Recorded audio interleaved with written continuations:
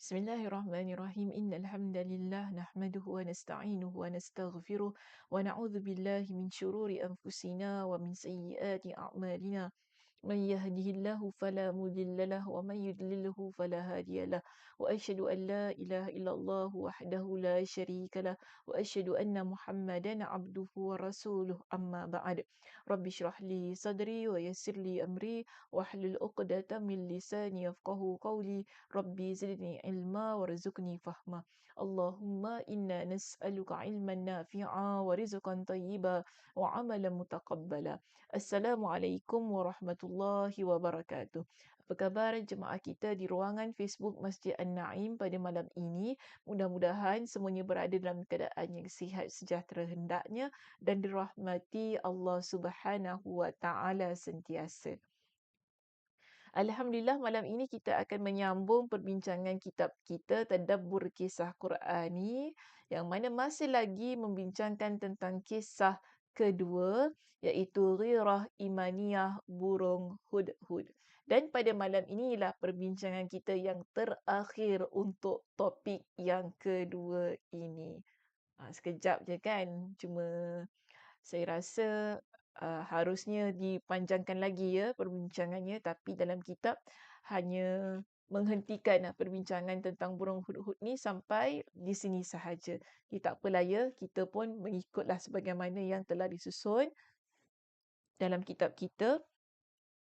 Jadi perbincangan pada pagi ini, perbincangan pada malam ini akan bermula dari muka surat 145 yang memfokuskan kepada satu saja ayat, iaitu ayat yang ke-28 dalam surah An-Naml.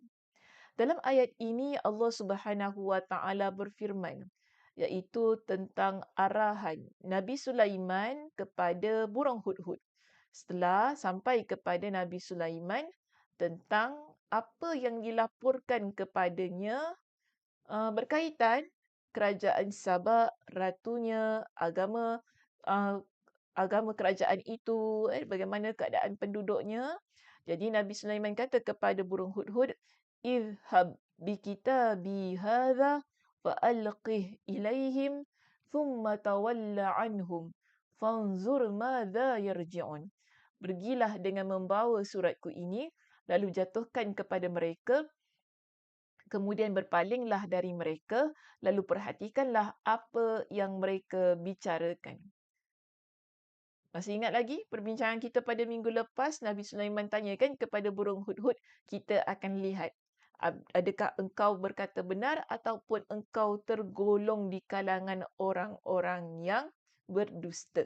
Jadi Nabi Sulaiman serahkan kepada burung hudhud dengan satu pucuk surat untuk disampaikan kepada Ratu Sabak dan rakyatnya, yang mana Nabi Sulaiman berikan arahan kepada burung hudhud supaya lemparkan, jatuhkan kepada mereka surat itu. Thumma tawalla anhum, kemudian pergi daripada tempat tersebut. Namun hendaklah kamu lihat apa yang mereka bicarakan setelah mendapatkan surat itu. Baik, kita ada beberapa poin yang dikemukakan kepada kita bagi tadabbur ayat yang terakhir dalam topik ini. Bermula daripada poin kita yang ke-36 menyebut bahawa tentang hukum ataupun dalil, dalil mengirim surat kepada musyrik. Musyrik tu maksudnya yang mensyirikkan Allah Subhanahu Wa Taala. Sebab apa kalau kita rujukkan pada perbincangan minggu lepas, kita dapati bahawa kerajaan Sabak, ratunya, rakyatnya, mereka ini di kalangan orang yang menyembah matahari, yang telah terpesong daripada akidah yang benar. Maka mereka itu memang layaklah ya untuk digelar sebagai musyrik.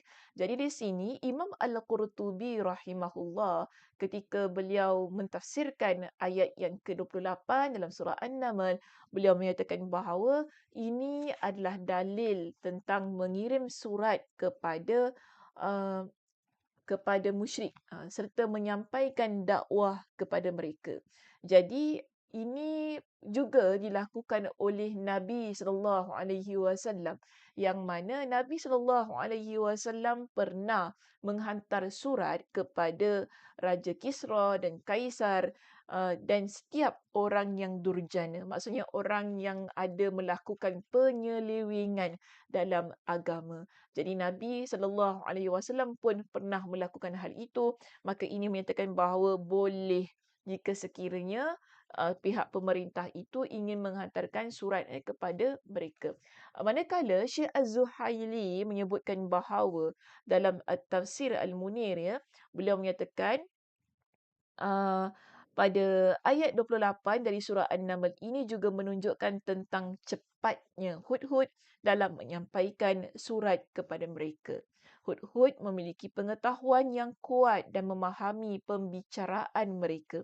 Ratu Sabak juga memahami isi kitab melalui perantaraan penterjemah serta bagusnya adab seorang utusan yang menjauhi tempat orang yang diberi surat setelah menyampaikan surat tersebut, agar surat tersebut dapat dimusyawarahkan, iaitu dapat dibincangkan. Dengan kata lain, kita faham di sini tindakan burung hudhud yang mengambil surat itu kemudian melontarkan surat tersebut kepada Ratu Sabak merupakan tindakan cepat bagi mematuhi perintah seorang raja. Ini juga merupakan satu bentuk adab yang kita pelajari daripada burung hudhud. Seperkara lagi kita faham daripada ayat itu bahawa ataupun daripada uh, pentafsiran ini menyatakan bahawa burung hudhud memahami setiap perbicaraan, maknanya memiliki kecerdasan, kebijaksanaan untuk memahami apa yang dibincangkan oleh kerajaan Ratu Sabah ini, antara seorang ratu dan juga para menterinya. Maka Nabi Sulaiman, Nabi Sulaiman memberikan amanah ini kepada burung hudhud sehingga Nabi Sulaiman juga mengajarkan kepada burung hudhud tentang adab setelah menyampaikan surat itu. Bermakna di sini Nabi Sulaiman tadi kata apa? Engkau berpaling daripada mereka tapi dengar apa yang mereka sampaikan ataupun apa yang mereka bincangkan.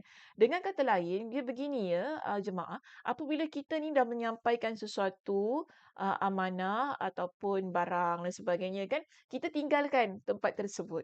Jangan kita duduk nak tengok lagi kan. Contoh dah bagi surat tu, buka lah, aku pun nak baca, nak tahulah apa dalam isi surat tu. Tak, ini bukan adab yang baik lah. Terutamanya ketika ia melibatkan urusan rasmi. Maka hal ini Nabi Sulaiman kata, sebab tu bila dah hantar surat tersebut, tinggalkan tempat itu. Jangan tunjukkanlah kepada mereka yang kita berada di tempat itu kan. Nanti susah nak bincang. Dia nanti tidak memberikan kebebasan kepada Perdana Menteri, kepada Ratu Sabah itu kan untuk bincang. Sebab apa? Ada orang utusan tu tadi. Dia tak sesuai lah kan. Sebab tu kadang-kadang kita faham juga ada beberapa perkara yang nak dibincangkan secara tertutup yang tidak memerlukan orang luar untuk ada ataupun terlibat dalam perbincangan tersebut. Kerana mungkin melibatkan isu-isu yang sensitif, perkara-perkara yang tak perlu diketahui oleh orang luar dan sebagainya. Maka kita yang tidak ada kena-mengena, tidak ada kaitan pun, yang tak perlu dijemput, tak dilibatkan, jangan kita sibuk nak ambil tahu, nak apa ni, duduk-duduk lagi tempat tersebut. Yang kita tahu tugas kita untuk menyampaikan apa yang diperintahkan, selesai kita pun bangkit dan pergi daripada tempat itu untuk memberi ruang kepada mereka berbincang dan menentukan keputusan. Baik, seterusnya kita lihat pada poin yang berikutnya 38, iaitu tidak menyebutkan semua hal. Pada poin kita yang ke-38, maaf ya, tentang dalam kitab ada poin 37 kan, tapi saya tak muatkan dalam slide sebab tadi pun saya dah bincangkan yang mana ianya berkaitan dengan pandangan Syekh Az-Zuhaili yang berada tentang adab utusan menjauhi tempat perbincangan. Jadi itu termasuk dalam poin kita yang ke-37. Nanti boleh baca sendiri sikit saja ya. Tadi pun saya dah bincangkan apa yang berkaitan dengan poin 37 tersebut. Baik, seterusnya poin kita yang ke-38 iaitu tidak menyebutkan semua hal.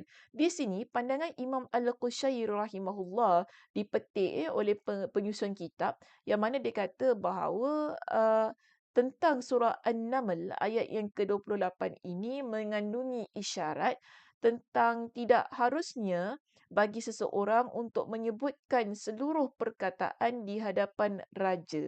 Kerana semua itu hanya akan menambah kepayahannya sendiri. Kerana Nabi Sulaiman memiliki pelayan dan pengikut yang banyak, tetapi beliau tidak menggunakan seorang pun dalam beban ini kecuali Hudhud. Kerana ialah yang mengatakan apa yang dia ucapkan, maka dia pula yang harus keluar melaksanakan perintah itu. Dia macam inilah, kalau kurang faham, saya berikan dengan satu kefahaman dengan ayat saya sendiri lah ya.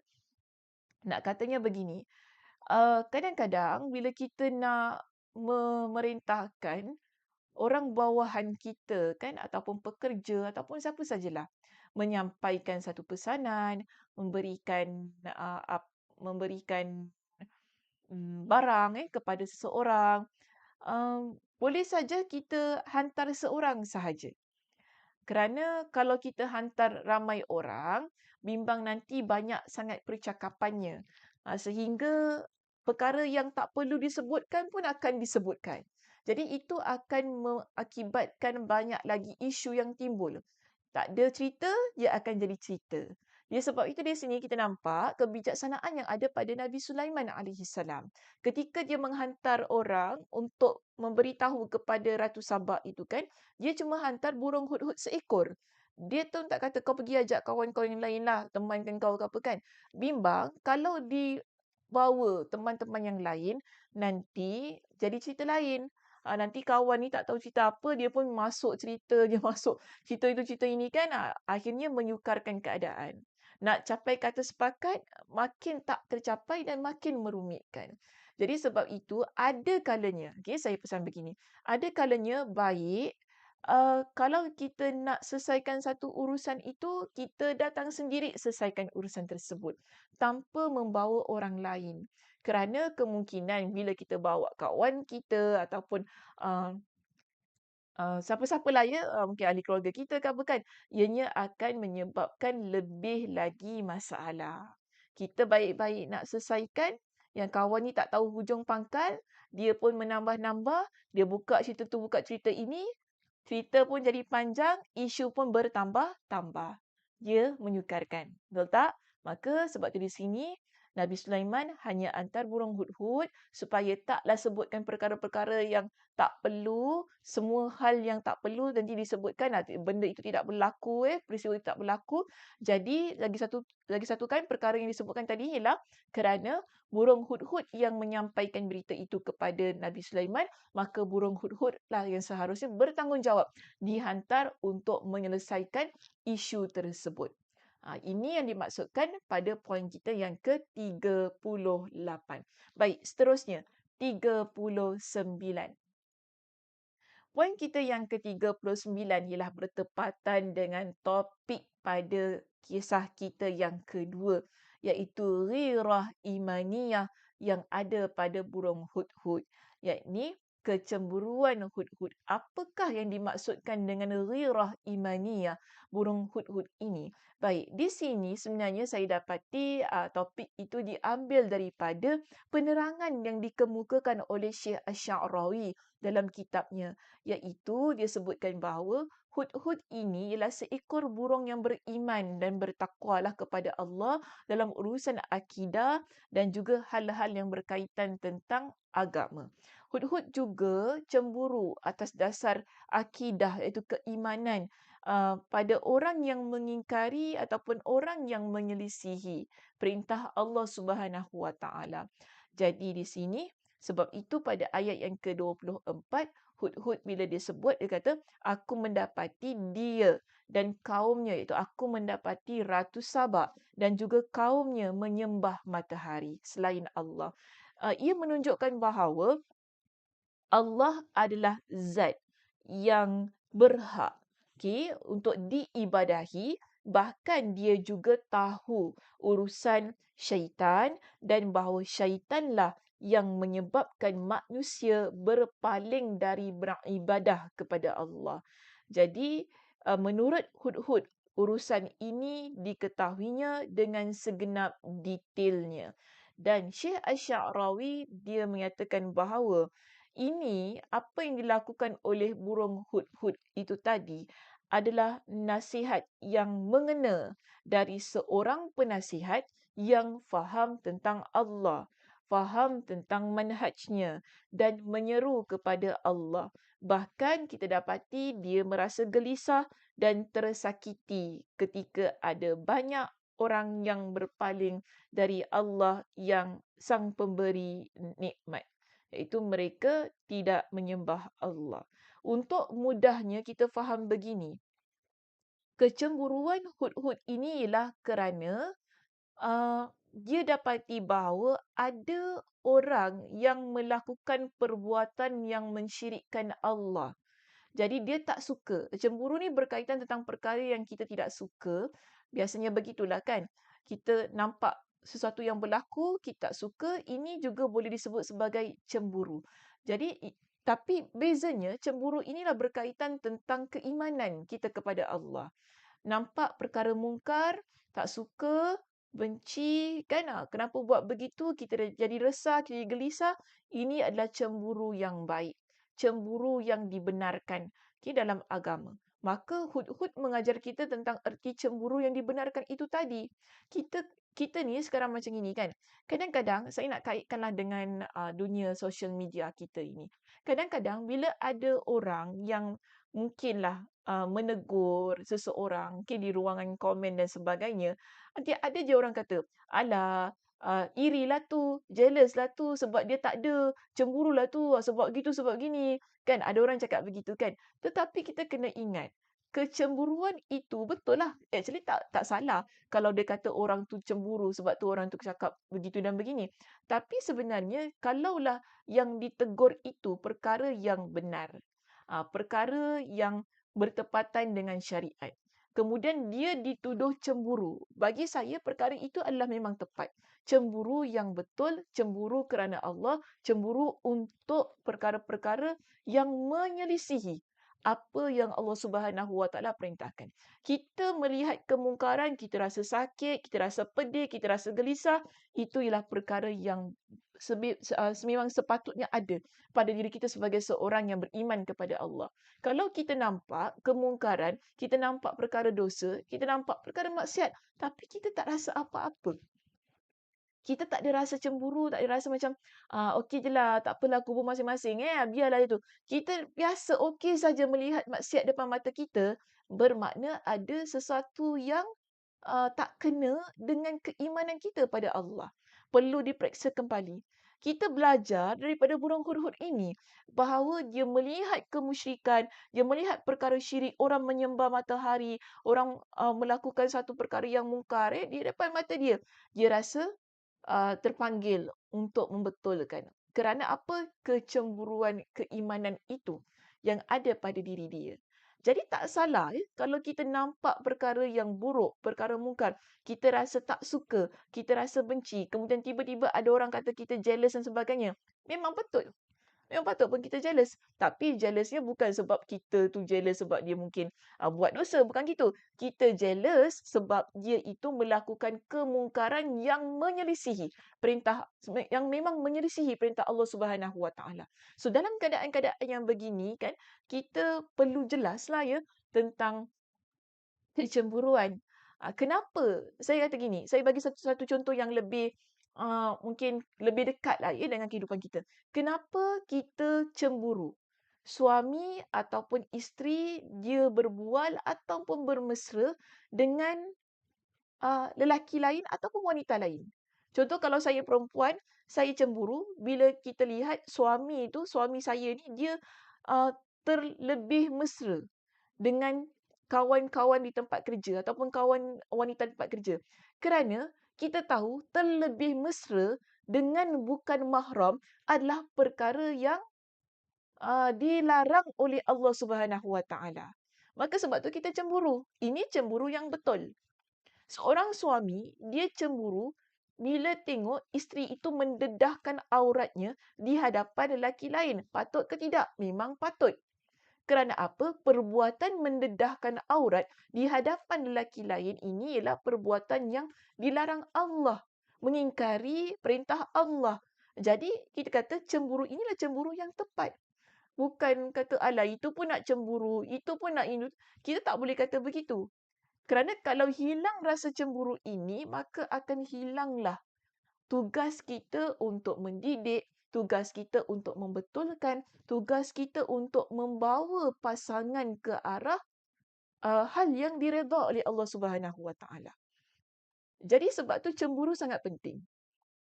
Kerana dengan cemburu itu boleh menghalang perbuatan-perbuatan maksiat. Jadi kalau kita nak lihat cemburu kita ni betul ataupun tidak, kita perlu pertimbangkan daripada sudut itu tadi. Kalau saya cemburu, kenapa saya cemburu? Adakah kerana dia buat perbuatan-perbuatan maksiat? Adakah pasangan buat maksiat? Anak kita ni buat perkara yang ni kan, buat perkara-perkara yang tak baik? Kalau begitu keadaan situasinya, yes, tepat. Cemburu sebagaimana cemburu burung hudhud itu tadi. Jadi, kita dah belajar bagaimana meletakkan rasa cemburu di tempat yang tepat, di tempat yang Allah Subhanahu Wa Taala redha. Dia bukan cemburu buta lah. Kalau cemburu buta tu memanglah, itu memang menyakitkan diri sendiri dan menyakitkan orang lain. Itu kita kata cemburu yang memang tak tepat. Tetapi di sinilah cemburu tentang perkara-perkara yang berkaitan tentang kemaksiatan itu tadi. Dan kita kehadapan untuk menghalang perbuatan itu berlaku. Okey, baik. Seterusnya ya. Poin kita yang ke-40. Jangan sampai hudhud lebih cemburu dari dirimu. Maka sebab itu pada poin yang ke-40 ini mengajarkan kepada kita bahawa kalaulah hudhud seekor burung, kan, bukan manusia yang berbadan kecil, yang sebenarnya Allah pun dah sebutkan dalam Al-Quran, kita ni manusia memiliki akal, memiliki pemikiran. Actually, lebih baik daripada haiwan. Kalau seekor burung yang setakat seekor haiwan ini ada rasa cemburu, namun kalau kita tidak ada, ini menunjukkan bahawa kita ini kesian sangat. Ini yang disebutkan dalam kitab ni. Kesian sangat manusia ni kalau sekiranya tak ada rasa cemburu sebagaimana burung hudhud itu tadi. Kita tak ada rasa untuk mempertahankan agama, tak ada rasa untuk membetulkan keadaan yang telah kita nampak tadi kan, yang menyelisihi akidah, yang perbuatan syirik. Kalau kita tak ada rasa yang begitu, memang sangat dikasihankan. Manusia yang Allah berikan akal, yang Allah berikan dengan cukup sifat kesempurnaan, jiwa, Allah berikan dengan keimanan ni, tapi kalau tak ada rasa cemburu sebagaimana hudhud, memang kita kata payah. Ada banyak perkara yang perlu lagi diperbaiki pada diri kita. Jadi ini yang disampaikanlah kepada kita pada poin yang ke-40. Seterusnya, poin yang ke-41. Maka berkat dakwah hudhud ini, okey, yang mana dia itu menjadi da'i, yang menyeru kepada kebaikan, yang menyeru kepada keimanan. Dia adalah seekor burung yang beribadah, tunduk, sujud, taat kepada Allah Subhanahu Wa Taala dan juga beriman kepada Nabi Sulaiman alaihi salam sebagai seorang nabi dan rasul, kan? Oleh kerana semua ini ia menjadi keberkatan bagi burung hudhud dan seluruh keturunanlah burung inilah, klan dia, spesies dia ni kan. Yang mana Nabi sallallahu alaihi wasallam menyatakan dalam sebuah hadis riwayat Abu Daud, Nabi sallallahu alaihi wasallam melarang membunuh burung hudhud. Jadi ini merupakan keberkatan bagi spesies burung hudhud ini. Nabi larang untuk kita bunuh burung hudhud kerana burung hudhud inilah burung yang mengajak kepada kebaikan. Dalam kisah Nabi Sulaiman tadi lah ya, dalam konteks kisah itu, burung yang sangat ada kecemburuan tentang keimanan tu tadi kan, sangat nak membersihkan akidah, membetulkan akidah dan mengajak orang yang mensyirikkan Allah supaya menyembah Allah Subhanahu Wa Taala. Ini adalah satu bentuk keberkatan yang ada, yang telah dia ada tadi kan, sehingga bawa kepada semua seluruh spesies burungnya, iaitu burung hudhud tu tadi. Okey, baik, seterusnya ini adalah pandangan Imam Ibn Katsir rahimahullah. Baik, pada poin kita yang ke-42 dan 43, saya gabungkan perbincangan pada poin yang ke-42 hingga 43 yang memberikan kepada kita pada satu persoalan untuk memuhasabah diri kita sebagai insan yang beriman kepada Allah. Burung hudhud tadi kan kita kata seekor burung yang memiliki satu kecemburuan yang sangat luar biasa tentang keimanan itu tadi. Kemudian mengajak orang kepada keimanan, berusaha untuk membantras kesyirikan. Seekor burung yang mengajak kepada kebaikan. Sebenarnya apa yang dilakukan itu merupakan satu bentuk sumbangan dalam agama. Jadi bila kita melihat kisah ataupun bila kita membaca tentang kisah burung hudhud ini dalam Al-Quran, daripada surah An-Naml, kita dah bincang keseluruhan tentang burung ini daripada ayat yang ke-20 hingga ayat yang ke-28 berkaitan tentang burung hudhud tu tadi kan, daripada dia hilang sampailah dia balik kepada Nabi Sulaiman, sampailah kepada dia ceritakan kepada Nabi Sulaiman tentang laporan yang dia bawa, hinggalah kepada perintah yang diberikan Nabi Sulaiman kepada dia untuk menghantar sepucuk surat kepada Ratu Kerajaan Sabah. Semua ini mengajarkan kepada kita bahawa burung hudhud telah memberikan sumbangan yang sangat besar pada agama. Persoalannya sekarang, untuk kita tutup perbincangan kisah yang kedua ini kan, apakah sumbangan kita pada agama yang kita cinta ini? Itu agama Islam. Apa sumbangan, apa yang telah kita lakukan untuk agama kita? Jadi ini satu persoalan yang saya tidak ada jawapan lah untuk diri anda.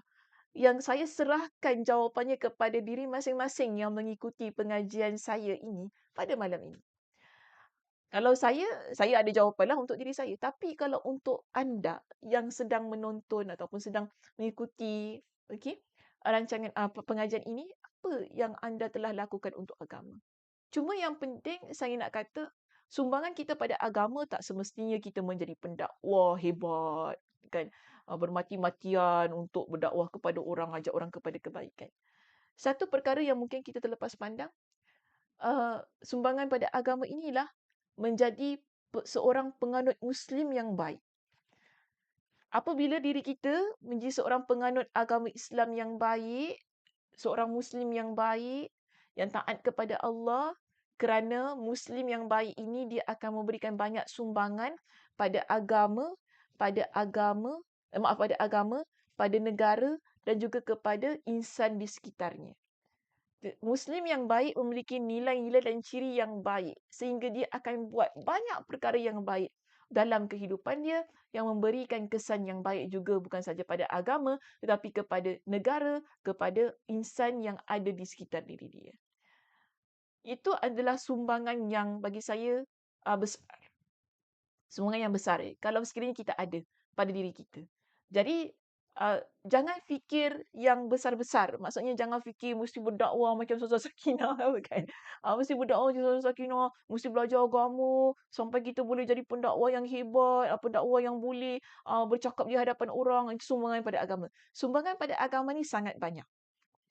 Dan setiap insan memainkan peranan penting dalam setiap sumbangan yang dia lakukan. Okay, so itu satu perkara lah yang boleh kita muhasabahkan bersama untuk diri kita yang kita belajar daripada burung hudhud pada konteks zaman Nabi Sulaiman alaihi salam. Okey, itu sahaja perbincangan kita untuk malam ini. Alhamdulillah, selesai kita keseluruhan perbincangan tentang kisah kita yang kedua, iaitu Ghirah Imaniyah Burung Hudhud. Apa yang saya harapkan, mudah-mudahan daripada setiap perbincangan kita, daripada ayat yang ke-20 hingga ayat yang ke-20 8 itu ya, tentang burung hudhud ini dapat memberikan banyak nilai tambah bagi kehidupan kita ini supaya kita dapat menjalani kehidupan dengan sebaik-baiknya. InsyaAllah pada minggu hadapan kita akan teruskan sebenarnya perbincangan surah An-Naml ini pada ayat yang berikutnya lah 29. Cuma topiknya bukan lagi tentang burung hudhud. Topiknya berkaitan tentang bagaimana dua raja iaitu Nabi Sulaiman dan juga kerajaan Sabak itu Ratu Sabak, mereka ini dapat mencapai hubungan diplomatik daripada sudut hubungan politik mereka, bagaimana mereka selesaikan setelah surat itu sampai. Okey, insya-Allah kita akan bincangkan tentang kisah kita yang ketiga pula nanti pada minggu hadapan. Uh, Semoga-moga Allah Subhanahu Wa Taala memberikan kepada kita dengan kesihatan, kelapangan masa untuk terus-terusan mengikuti pengajian tadabbur kita ini di Masjid An-Naim. Jadi saya tutup dengan tasbih kafarah. Subhanakallahumma wa bihamdika asyhadu an la ilaha illa anta astaghfiruka wa atubu ilaik. Assalamualaikum warahmatullahi wabarakatuh.